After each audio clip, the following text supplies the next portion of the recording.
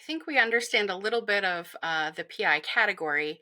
How does that apply for ACOs? What are the ACO requirements? Do they have any? And what do those look like? Oh, great question, Brigid. Important to this discussion is two sets of two. First, it's current state versus future state because there's a change in the works. And second, it's different if you're a MIPS APM versus an advanced APM. The requirements are a little different. So let's start today. That is prior to the 2025 performance year.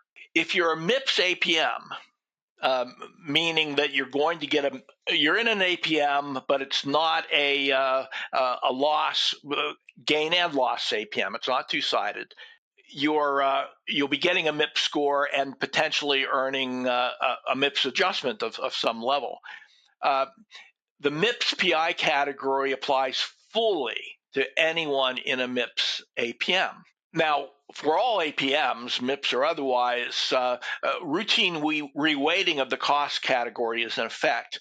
And in that routine reweighting, PI is worth 30% of the MIPS score for MIPS APMs compared to 25, which it's usually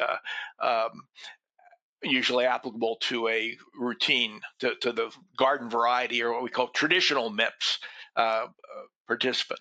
And there's a contractual requirement that at least 50% of participants in MIPS APMs are using CERT, and at least 75% of advanced APM participants are using CERT.